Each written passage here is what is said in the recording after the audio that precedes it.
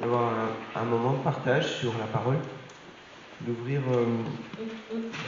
la parole. Et d'abord, je vais vous présenter, faire un petit rappel de ce que veut dire en fait la Pentecôte, ce qu'on est en train de célébrer. Et puis dans un deuxième temps, je vous propose de regarder dans l'Ancien Testament comment était traitée un petit peu la relation personnelle qu'on a avec Dieu. Et dans un deuxième temps, je regarderai dans le Nouveau Testament comment, avec la présence de Jésus, on a une relation avec le Saint-Esprit. Donc, premièrement, la Pentecôte, c'est la promesse de la venue du Saint-Esprit. La Pentecôte, c'est le nombre 40. Le nombre 40, c'est 40 jours après Pâques. C'est Jésus, après sa mort, qui est retourné auprès du Père. 40 jours, c'est aussi le temps du déluge de Noé. C'est aussi le temps que Moïse a passé sur le mont Sinaï avant de recevoir les tables de la loi. C'est le nombre d'années aussi que Israël a passé dans le désert pour la sortie d'Égypte. C'est ce temps d'attente, c'est ce temps d'enseignement, ce temps de préparation que représente le nombre 40. Apprendre la patience. Alors aujourd'hui, je pense qu'on est vraiment dans un temps de préparation. Et puis après 40, il y a 50. Et l'étymologie de 50, c'est Pentecôte. C'est-à-dire, en grec, c'est Pentekosté. Pentekosté. Avec les accents. Je n'ai pas fait de grec. Et donc, ce qui signifie 50e jour. Et donc, aujourd'hui, enfin demain, c'est la Pentecôte, ce week-end. Et donc, c'est 50 jours après Pâques. Et donc, ça signifie que ça correspond aussi à la Pentecôte juive, à Shavuot. Shavuot, c'est la fête des moissons. C'est originellement, c'était dans le calendrier agricole, on avait la célébration du début des moissons. Et cette symbolique du début des moissons, c'est le moment, l'occasion pour nous d'offrir à Dieu le début de nos récoltes. Ce qu'on a commencé à prévoir. Donc, dans la fête juive, Shavuot, c'est la fête de l'Alliance. C'est 50 jours après la sortie d'Égypte. C'est cette alliance nouvelle qui est faite entre Dieu et son peuple. Et la relation entre Shavuot et la Pentecôte, c'est justement ce début de la moisson et cette parole qui s'est fait chair, qui est venue accomplir la loi. Donc on peut lire dans Matthieu, le livre de Matthieu, au chapitre 5 et au verset 17.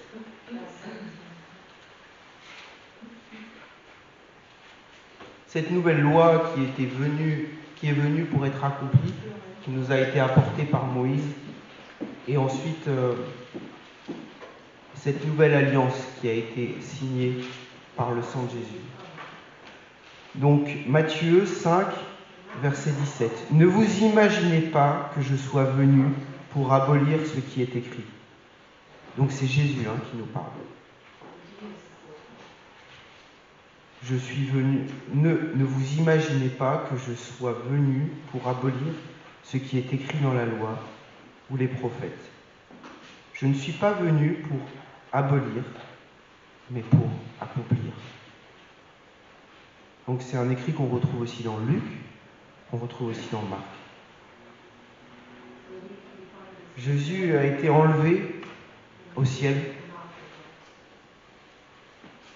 et il a été ramené vers le Père pour nous permettre d'avoir accès au Père. Prions. Merci Seigneur pour cette parole qui nous nourrit. Merci pour cette parole qui nous explique ton plan parfait, Seigneur. Merci parce que tu nous as donné ton Fils Jésus pour nous montrer cet exemple de vie sur terre, cet exemple parfait, sans péché, sans faute, et surtout pour nous racheter par le sang de ton Fils Jésus. Merci aussi Seigneur pour cet esprit que tu nous donnes en héritage, cet esprit qui nous permet de communiquer avec toi, cet esprit qui nous permet de nous rapprocher de toi, ce que tu attends de nous. Merci parce que tu es dans nos cœurs, tu es dans nos esprits, et je te remets notre réflexion, notre compréhension ce matin, pour que tu diriges toutes choses, que toute cette parole, que tout cet enseignement soit à ton honneur, Seigneur, car je ne suis que ton simple serviteur. Amen. Donc on peut aller dans l'Ancien Testament, si vous voulez qu'on comprenne un petit peu quelle était la personne de Dieu dans l'Ancien Testament. Donc pour rappel, la Bible, elle est faite en deux parties. L'Ancien Testament, qui correspond à plutôt la loi, avec le Pentateuque, la loi juive, et puis l'enseignement qui est donné. Et puis, c'est un petit peu comme si on avait un marque-page au milieu. Il y a l'arrivée de Jésus. Et donc on passe dans le Nouveau Testament, et au moment de l'arrivée de Jésus, on a la Nouvelle Alliance, et Jésus nous apporte un enseignement physique, en venant sur terre, et en nous apprenant des choses, en nous montrant comment nous devons agir. Je vais demander à Méline de faire la première lecture. On se trouve dans 1 Roi, dans l'Ancien Testament, au chapitre 19. 1 Roi, chapitre 19. Et on va lire le verset 11 et 12. Dans ce passage, on l'a déjà vu plusieurs fois, on voit toute la puissance de Dieu qui est révélée à Élie. Élie qui était un prophète. L'Éternel dit, sors et tiens-toi sur la montagne, devant l'Éternel. Et voici que l'Éternel passa. Devant lui se fit un vent si violent qui fendait les montagnes et fracassait les rochers. Mais l'Éternel n'était pas dans le vent. Après l'ouragan, il y eut un tremblement de terre. Mais l'Éternel n'était pas dans ce tremblement de terre. Après cela, il y eut un feu. L'Éternel n'était pas dans ce feu. Enfin, après le feu, ce fut un bruissement doux et léger. Donc là, on a une démonstration de force, une démonstration de puissance de Dieu. Il se manifeste par les éléments. Il déchire les montagnes, un tremblement de terre, le feu. Et ce qui est significatif ici, c'est que Dieu n'est pas dans cette démonstration des puissances. Après le feu, après le tremblement de terre, là, Dieu se manifeste au verset 12. Enfin, après le feu, un son doux et subtil. Dieu ne crie pas. Il ne tape pas le poing sur la table. Après toutes les démonstrations de sa puissance, par les éléments déchaînés, il s'exprime par un son doux et subtil. Et l'impact sur Élie est considérable. Quand Élie l'entend, ce n'est pas le vent, ni le tremblement de terre, mais le murmure doux et subtil.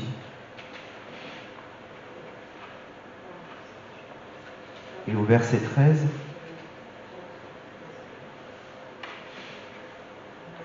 Élie s'enveloppa le visage dans son manteau.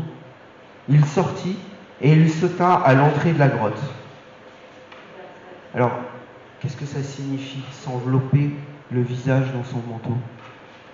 Ça veut dire qu'il rentre dans une démarche d'adoration, une démarche de s'humilier, de s'incliner devant Dieu. Et surtout, d'ouvrir son esprit à Dieu. de montrer son comment dire, j'ai perdu le terme, son acte de serviteur, d'adoration.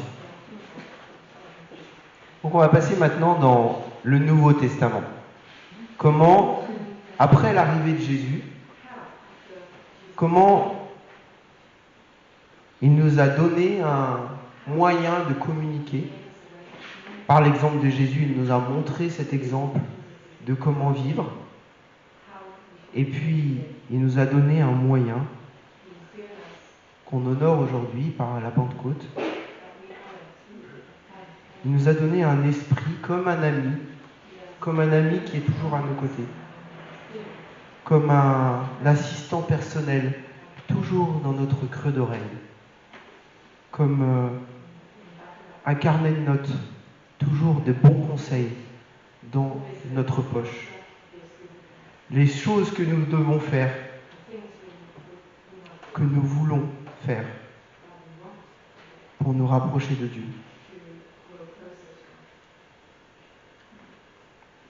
Frédéric, je vais te demander la lecture dans le livre de Jean, chapitre 16. C'est le verset 15 à 16. C'est l'Esprit Saint. C'est une personne.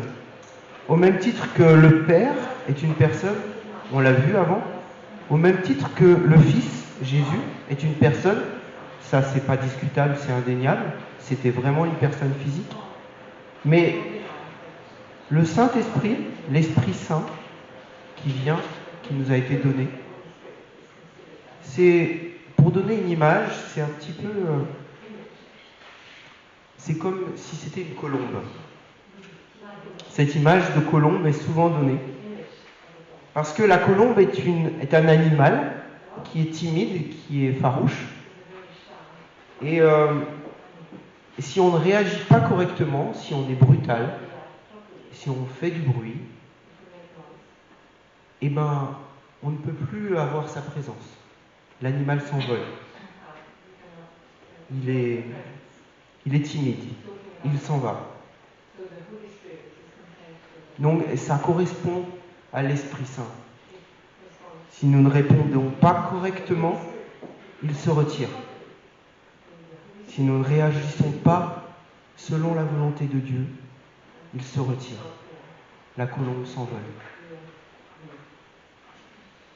Et Jésus, quand il est venu, pour nous donner l'exemple, pour nous montrer comment faire, il nous a parlé du Saint-Esprit. Il en a parlé aux disciples comme d'une personne. Et il en a même parlé aux disciples comme cette personne qui va pouvoir agir dans nos vies. On peut le lire. Donc Jean 16, versets 12 à 16. J'ai encore beaucoup de choses à vous dire, mais elles sont encore trop lourdes à porter pour vous. Quand l'Esprit de vérité sera venu, il vous conduira dans la vérité tout entière, car il ne parlera pas de lui-même, mais tout ce qu'il aura entendu, il le dira, et il vous annoncera les choses à venir. Il manifestera ma gloire, car il puisera dans ce qui est à moi, et vous l'annoncera. Tout ce que le Père possède m'appartient à moi aussi. Voilà pourquoi je vous dis qu'il puisera dans ce qui est à moi, et vous l'annoncera. Dans peu de temps, vous ne me verrez plus. Puis encore un peu de temps, et vous me verrez. Merci. La révélation de Jésus, elle est aux disciples, elle arrive après un grand trouble. Les disciples sont assez déstabilisés. Ils ont passé un temps de la Pâque avec Jésus. Ils ont eu des révélations. Ils n'ont pas tout compris. Et puis en plus, après, Jésus a été trahi par Judas. Et puis il a été mis à mort. Et puis il a été mis au tombeau. Et puis il a disparu. Les disciples sont déstabilisés, ils sont troublés. Ils ont beaucoup de mal. Et d'ailleurs, Jésus leur dit ici, j'ai encore beaucoup de choses à vous dire, mais elles sont encore trop lourdes à porter. Je ne vous dis pas tout d'un bloc, Parce que déjà, il y a plein de choses que vous ne comprenez pas. Alors si en plus je vous explique que vous avez un esprit pour vous accompagner, vous n'allez pas tout comprendre. Premièrement, Jésus utilise pour des possibilités de la langue qu'il sera venu. Le Saint-Esprit sera venu. Donc, l'esprit de vérité, en grec, la langue originale de ce texte qui est écrit, il y a 3 genres. Il y a le masculin, le féminin et le neutre. Et ici, en grec, le moi, traduit par esprit, en grec, c'est pneuma, l'esprit, il est neutre. Et volontairement, normalement, ça devrait être traduit par cela. Mais Jésus, volontairement, il ne respecte pas cette loi grammaticale, mais il ne dit pas quand cela viendra, mais quand il viendra. L'esprit de vérité viendra. Autrement dit, il s'écarte du modèle grec traditionnel pour nous expliquer, pour expliquer aux disciples qu'ils ont affaire à une personne, à il. Et puis ensuite, Jésus explique ce que cette personne, ce que l'Esprit Saint va faire.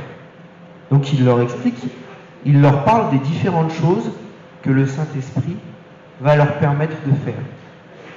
Il va leur permettre aussi de comprendre ce qui les attend dans le ciel, de comprendre des choses, de leur apporter des révélations, de comprendre ce qui va nous arriver bientôt. Puis Jésus, il leur dit, dans Jean chapitre 16, versets 14 et 15, « Il me glorifiera parce qu'il prendra ce qui est à moi, et je vous l'annoncera. Tout ce que le Père a est à moi. C'est pourquoi j'ai dit qu'il prend ce qui est à moi et qu'il vous l'annoncera. » Ici, c'est extrêmement important ce que dit Jésus aux disciples. Parce que tout ce que le Père, tout ce qui appartient au Père, appartient aussi au Fils. Et tout ce que le Fils a, l'Esprit le gère. C'est cette Trinité qui est vraiment compliquée à comprendre pour nous, comme un immortel, parce que on a Dieu, le Père et l'Esprit. Et c'est une seule même personne. Et ça, c'est compliqué à comprendre. Parce que on a 3 outils, en fait. On a le Dieu qui dirige, transversal. On a le Père qui nous explique, le Fils qui nous explique comment faire. Parce qu'on n'est pas très fort pour y arriver. On l'a vu dans l'Ancien Testament. Et puis on a l'Esprit qui nous est donné 50 jours après. Parce qu'on n'y arrive encore toujours pas, malgré l'exemple. Parce que c'est pas facile. Parce qu'on a besoin d'avoir cette main tendue en permanence pour nous conseiller.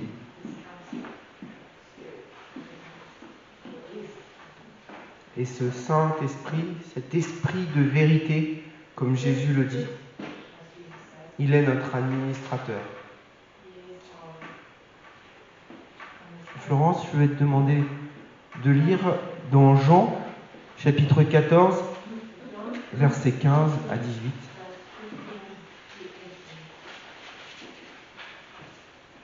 Si vous m'aimez, respectez mes commandements. Quant à moi, je prierai le Père et il vous donnera un autre défenseur afin qu'il reste éternellement avec vous. L'Esprit de la vérité que le monde ne peut pas accepter parce qu'il ne le voit pas et ne le connaît pas. Mais vous le connaissez car il reste avec vous et il sera en vous. Je ne vous laisserai pas orphelins, je reviens vers vous. Vous remarquerez deux choses là dans ce passage. Ouais, il y a plein d'autres choses, hein, mais on peut remarquer deux faits importants. Le premier, c'est que Jésus est venu dans le Saint-Esprit. Et deuxièmement, si nous ne nous soumettons pas à la bonne manière du Saint-Esprit, nous sommes comme des orphelins. C'est expliqué ici par Jésus dans le texte de Jean 14. Nous sommes comme des orphelins parce que nous sommes enfants de Dieu. Au moment où on accepte Jésus dans son cœur, au moment où on l'accepte dans sa vie, on devient les enfants de Dieu. Et dans Romains, et là dans ce passage de Jean 14, il nous est expliqué comment vivre comme de véritables fils de Dieu. Dans Romains chapitre 8, verset 14, il est écrit « Car tous ceux qui sont conduits par l'Esprit de Dieu sont fils de Dieu ». C'est encore plus explicite. Le mot « fils », il exprime la maturité. Il exprime quelqu'un de mature, un fils adulte qui va vers la maturité, qui est mis en parallèle avec la notion de bébé. C'est-à-dire que quand on est de nouveau, quand on accepte Jésus, quand on naît de nouveau, on redevient un petit enfant. On redevient un nouveau-né, nouvelle naissance avec Dieu, avec Jésus. Et c'est ces deux notions qui sont mises en parallèle.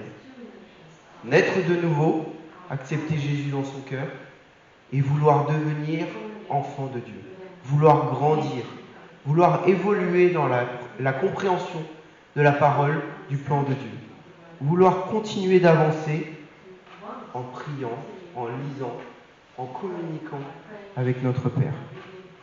Et on a besoin, Jésus l'a transmis aux disciples quand il est venu leur expliquer, on a besoin de cette maturité, de ce cheminement, de cette relation profonde et continuelle avec le Saint-Esprit. Profonde et continuelle. Donc je résume ainsi, pour devenir un enfant de Dieu, nous devons être nés de nouveau, dans l'Esprit,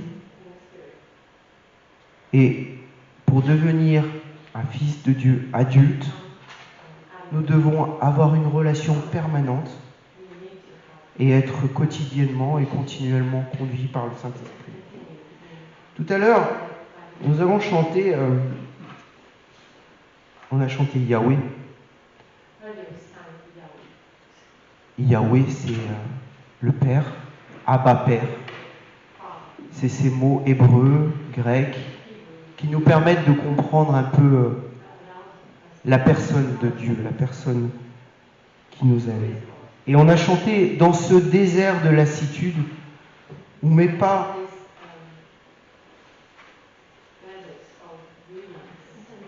m'ont amené. Dans ce silence, je veux me taire et je veux retrouver ta voix. Et je vais revenir sur cette image de la colombe parce que pour moi, cette notion de se taire, cette notion de arrêter le tumulte de dehors, faire une pause, comme Élie, se mettre dans une grotte à l'écart, écouter, laisser les tumultes dehors, les tremblements de terre, le feu, le vent, la tempête, se mettre à l'écart, faire silence pour pouvoir se rapprocher de cette colombe, pour pouvoir se rapprocher de la parole, pour pouvoir se rapprocher par la prière intérieure de la présence de Dieu. Imaginez d'avancer dans sa vie sur la pointe des pieds, sans faire de bruit, sans heurter les autres, sans faire fuir la colombe. Mireille, je vais te demander la lecture dans la lettre de Paul aux Éphésiens, au chapitre 4, et c'est les versets 30 et 31. C'est un rappel de cet oiseau timide qu'il ne faut pas attrister, cet appel de cette colombe. N'attristez pas le Saint-Esprit de Dieu, par lequel vous avez été marqués d'une empreinte pour le jour de la libération. Que toute amertume, toute fureur, toute colère, tout éclat de voix, toute calomnie et toute forme de méchanceté disparaissent du milieu de vous. Soyez bons et pleins de compassion les uns envers les autres. Pardonnez-vous réciproquement comme Dieu nous a pardonnés en Christ. Et ici, il y a une belle explication quand même de ce qui peut effrayer la colombe, de ce qui peut altérer notre écoute de l'Esprit Saint qui peut nous parler. Dieu ne crie pas, je l'ai dit tout à l'heure, pour évoquer dans l'Ancien Testament la façon dont il parlait. Et là, non seulement il ne crie pas, mais avec l'Esprit Saint, il chuchote. Et si on ne veut pas effrayer la colombe, il faut éviter l'amertume, l'animosité, la colère, la clameur, la calomnie, ainsi que toute méchanceté. Je trouve que c'est tout un tas d'énumérations qui sont très révélateurs de ce que peut être notre quotidien. On parlait ce matin avec Samuel de Internet, de tout ce qu'on peut recevoir sur Internet, sur les réseaux sociaux, sur tout ce qu'on peut lire en permanence. C'est autant de tumulte, autant de tempêtes, autant de feu, autant de vent, de tempêtes et de bourrasques qui sont ouverts. Si à un moment donné on veut fermer la fenêtre, si on veut se mettre au calme, si on veut couper le wifi, si on veut couper un peu toute cette calomnie, toute cette colère, toute cette violence qui est dehors, qu'on veut se mettre un peu à l'écart. Et on veut faire silence dans notre cœur, dans le fond de notre esprit, pour se retrouver avec Dieu, pour retrouver la communication avec l'Esprit qu'il nous a donné. Et de vivre au quotidien comme des fils de Dieu, adultes, qui ont soif de la parole, qui ont soif de prière et de communication avec lui.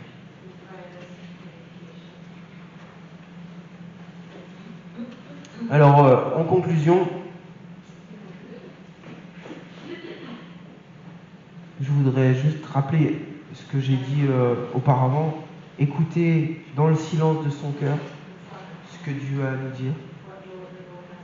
Devenir un ami et faire du Saint-Esprit un ami fidèle, comme un conseiller, timide et fragile. L'Esprit de vérité, dans Jean 16, qui est notre assistant personnel, se souffle au creux de notre oreille. Devenir un enfant de Dieu, c'est être né de nouveau dans l'Esprit et quotidiennement et continuellement vouloir entretenir cette relation avec l'Esprit qui nous est donné. Et de ne pas vouloir, comme dans Éphésiens 4, verset 30, de ne pas laisser cette colombe s'envoler.